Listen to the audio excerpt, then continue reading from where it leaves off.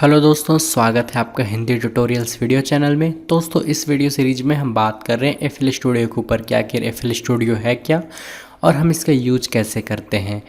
तो आज हम बात करेंगे एफएल स्टूडियो के ऑटोमेशन क्लिप के बारे में। क्या आखिर ऑटोमेशन क्लिप है क्या और हम इसका यूज क्यों और किस लिए करते हैं।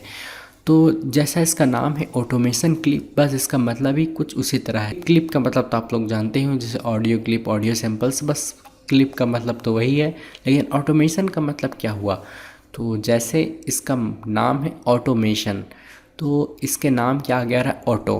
तो ऑटो का तो मतलब आप लोग जानते हैं, कोई भी काम जो ऑटोमेटिकली वो खुद ब खुद हो, या हम उसमें एक ऐसा प्रोग्राम तैयार करें कि वो खुद ब खुद अपनी वैल्यू चेंज कर ले। जैसे अभी इसकी वैल्यू जीरो से वो 100 में गई, 100 से फिर कम हुई, 100 से 50, 55, यानी जितनी भी वैल्यू हुई वो वैल्यू को अपने आप चेंज करे। तो उसे हम कहते हैं ऑटो। जैसे मान लीजिए हमने कोई काम किया, ठीक है, और वो काम हमने वो मतलब उस चीज़ को आप कह सकते हैं वो काम हमने किया और उसे हम ऐसे ऐसे ऐसा कर दिया कि वो काम ऑटोमेटिकली खुद ब खुद अपने आप होने लगे। तो उसे ही हम ऑटोमेटिक मतलब ऑटोमेटिकली कहते हैं, लेकिन एफएल स्टूडियो में हम उसे ऑटोमेशन कहते हैं। ठीक है, तो उम्मीद है आपको समझ में आ गया होगा ऑटोमेशन का मतलब क्या होता है। मतलब ऑटोमेशन का मतलब यही हुआ कि ऐसी चीज़ जिसकी वैल्यू मतलब जिसकी वैल्यू को हम एक बार डिसाइड कर दें और इसकी वैल्यू उस चीज़ में, जैसे मान लीजिए हमने एफएल स्टूडियो में यहाँ पे अपने प्लेलिस्ट में कुछ तैयार किया है और हम चाहते हैं कि इसकी वैल्यू यहाँ चेंज हो जाए। तो हम तो ऐसा नहीं ना है, मान लीजिए जैसे हम क्या कर सकते हैं कि मान लीजिए जैसे हमने यहाँ पे एक कुछ बनाया है, ठीक है।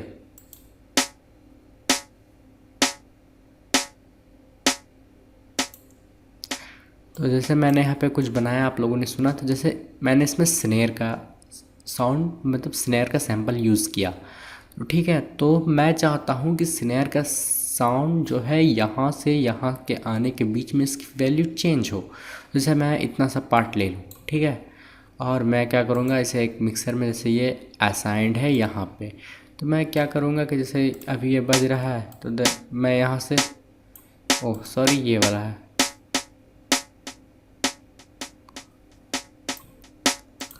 मैं यहाँ से इसकी वैल्यू को चेंज करूँगा। तो अब तो चलिए, तो मैं तो अभी से यहाँ पे प्ले कर रहा हूँ, इसीलिए मैंने इसकी वैल्यू को चेंज किया। लेकिन जब मैं इसे रेंडर करूँगा तब तो ये पॉसिबल नहीं है, क्योंकि जब मैं इसे अगर मैं इसे अभी यहाँ पे कितना परसेंट जितना भी है अभी मैं इसे इतना में छोड़ दूँ, ठीक है, तो ये तो इसकी वैल्यू उतनी ही रह जाएगी। तो हमें एक ऐसी सिस्टम की ज़रूरत है जिससे इसकी वैल्यू को हम एक बार सेट कर दें, ये अपने आप जीरो से वहाँ पे आए और वहाँ से खुद ब खुद चेंज हो जाए। तो उसे हम ऑटोमेशन कहते हैं। जैसे मैंने अभी जो है स्नेयर की चैनल वॉल्यूम को मतलब ऑटोमेट किया था, तो जैसे अभी आप स्नेयर को सुने,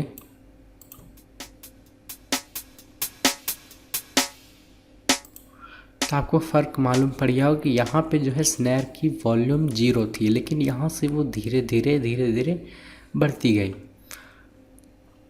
ठीक है, तो इसी तरह आप यूज करते हो। अभी जैसे मैं ये इस प्रोजेक्ट पे काम कर रहा हूँ, ये अभी कंप्लीट नहीं हुआ। जैसे ये कंप्लीट हो जाएगा मैं इसकी भी वीडियो यूट्यूब में डालूँगा। तो जैसे चलिए, अभी तो खैर तो वीडियो को बाद में छोड़िए, अभी जैसे मैं बताता हूँ ऑटोमेशन। तो अभी मैंने जैसे इसकी ऑटोमेशन क्लिप बनाई, तो आप जैसे आप देख सकते हैं कि मैंने इसकी चैनल वॉल्यूम को की ऑटोमेशन बनाई थी। तो कहाँ इसकी चैनल वॉल्यूम, यहाँ है, तो आप देख सकते हैं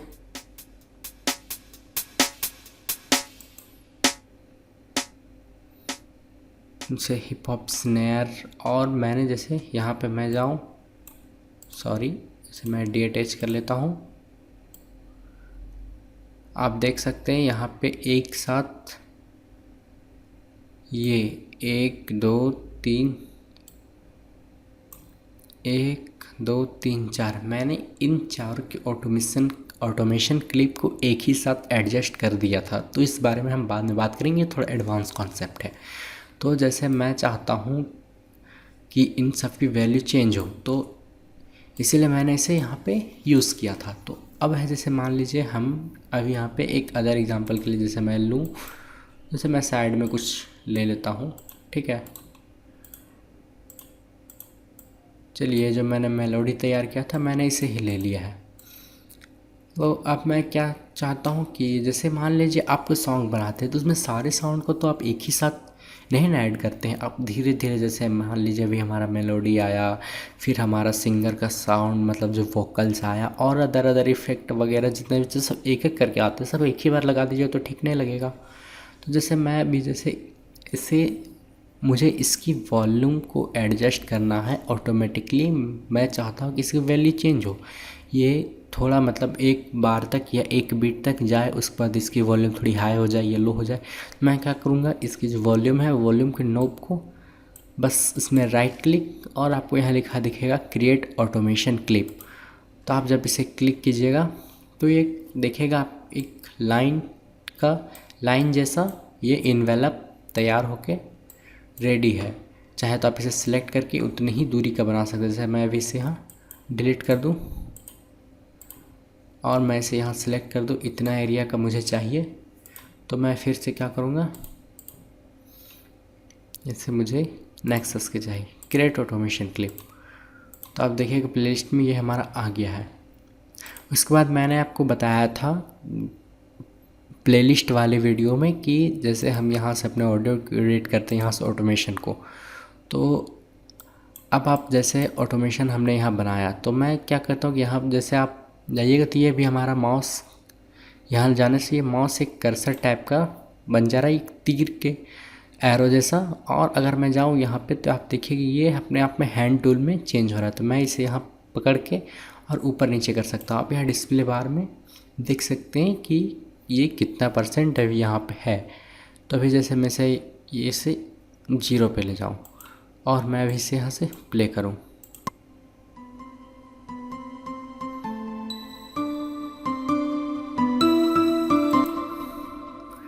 ठीक है। तो यहाँ जाते जाते इसकी वॉल्यूम देखिए कितनी हो गई, लगभग 75% या जितनी भी है, चलिए छोड़िए। तो हमने इसे एडजस्ट किया। तो इसके अलावा इसमें और कई सारे टूल हैं। जैसे मान लीजिए इसमें आप स्टेप कर दीजिएगा तो ये देखिए आप खुद ब खुद ये अपने आप एक ड्रॉ टूल में चेंज हो गया। आप इसे अपने हिसाब से जैसे भी चाहें एडजस्ट कर सकते हैं, ठीक है। और मैं इसे चाहूँ तो यहाँ से बड़ा भी कर सकता हूँ।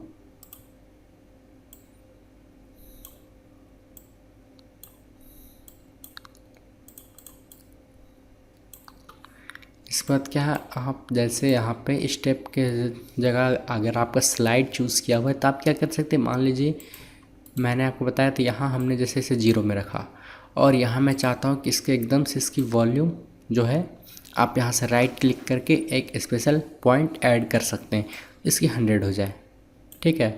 देन फिर मैं चाहता हूँ कि इसकी 50 हो जाए। देन फिर मैं यहाँ, और आप चाहे तो यहाँ से इसे ग्राफ को भी एडजस्ट कर सकते हैं।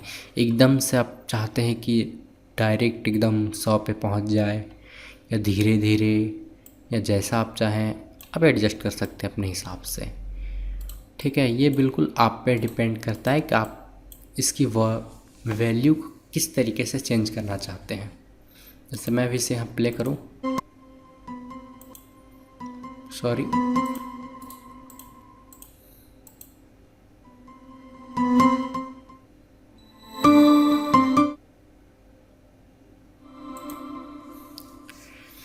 एक चीज़ का ध्यान रखिएगा कि मतलब आप FL स्टूडियो में हर वो चीज़ का ऑटोमेशन बना सकते हैं जिसकी वैल्यू को हम चेंज करते हैं। जैसे मान लीजिए हमने मास्टर का भी वॉल्यूम बना सकते हैं, ये पिच का भी वॉल्यूम बना सकते हैं। उसके बाद है कि हम मतलब जितने सारे नॉब आपको दिखते हैं जिसकी हम वैल्यू को चेंज कर सकते हैं, उन सब का हम ऑटोमेशन बनाते हैं। इसके अलावा आप जो है VST प्लगइन्स है, इनकी भी जैसे ऑटोमेशन बना सकते हैं। उसके बाद आप जैसे ये म्यूट एंड सोलो बटन है, इसकी भी ऑटोमेशन बना सकते हैं। टेम्पो की भी ऑटोमेशन बना सकते हैं। जैसे मैं बताता हूँ, जैसे मैंने इसमें नेक्सस यूज़ किया, ठीक है। चलिए मैं अपने इस प्रोजेक्ट को ही थोड़ा सुना लेता हूँ आप लोग को।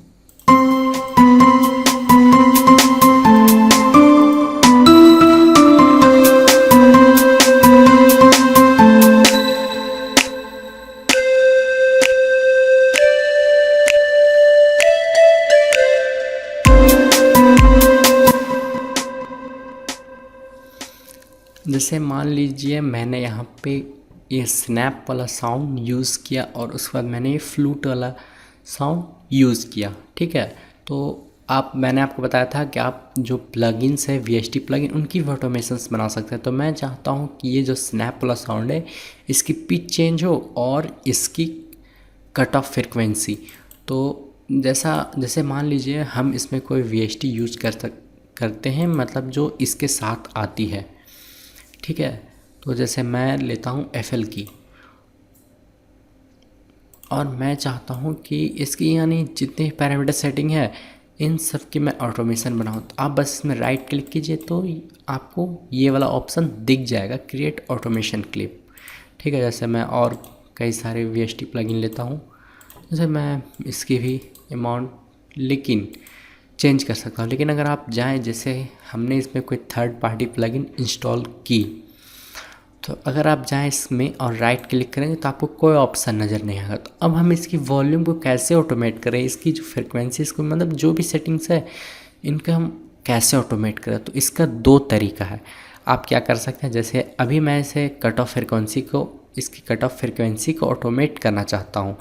तो आप क्या बस इसमें क्लिक कीजिए तो आप यहाँ डिस्प्ले हमारा ये यहाँ देख सकते हैं। इसकी नेम जो आ रही है MST कट, ठीक है। तो बस आपको ये थोड़ा सा इसे आगे पीछे कर लेना, या चलिए छोड़िए मैं इसे, और उसके बाद यहाँ पे मैं जाऊँगा इसकी सेटिंग में और लिंक और ऑल नहीं सॉरी ये नहीं, ब्राउज पैरामीटर्स। तो क्या था, MST कट, ये देखिए ये हमारा आ गया। अब मैं इसे यहाँ से क्रिएट ऑटोमेशन क्लिप कर सकता हूँ। अगर नहीं तो हम क्या कर सकते हैं, ये काफ़ी लंबा प्रोसेस हो जाता है, बस हमें इसे हल्का सा आगे पीछे करना है। जब मैंने मास्टर कट ऑफ को, ठीक है, आगे पीछे का, उसके बाद हम टूल्स में जाएंगे, then last weekend create automation clip. ये देखिए हमारा ऑटोमेशन क्लिप बन के तैयार है।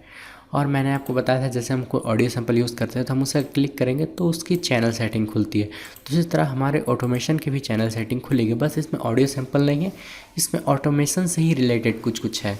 तो जैसे मान लीजिए अगर मैं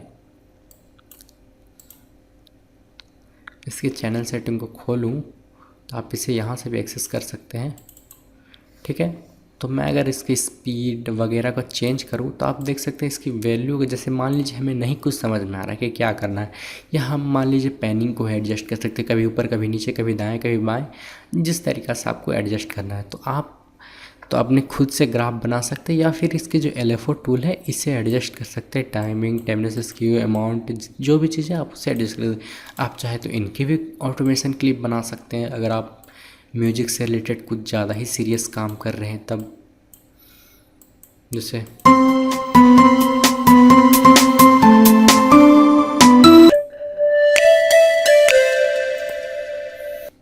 दोस्तों, और आप क्या कर सकते हैं, जैसे मान लीजिए हमें इसमें जितनी भी चीज़ मैंने आपको बताया सबकी हम ऑटोमेशन तैयार कर सकते हैं। जैसे मास्टर की ऑटोमेशन हमें तैयार करनी है, इसे भी हम यूज़ कर सकते हैं। आप चाहे तो ये जो मैंने LFO वाला दिखाया था आप यहाँ से भी इसे चूज़ कर सकते हैं। जैसे मान लीजिए मैंने आपको बताया था इसकी वैल्यू को हम यहाँ से चेंज कर सकते हैं, इसे कर्व्ड एक डिज़ाइन टाइप से दे सकते हैं, और हम चाहते हैं यहाँ पे क्लिक करें तो इसे हम डबल कर्व्ड, वेब वगैरह वगैरह जो भी है, मतलब ये देखिए एडजस्ट कर सकते हैं, और हम इसे यहाँ से भी चेंज कर सकते हैं। जैसे मैं इसे सिंगल कर्व्ड,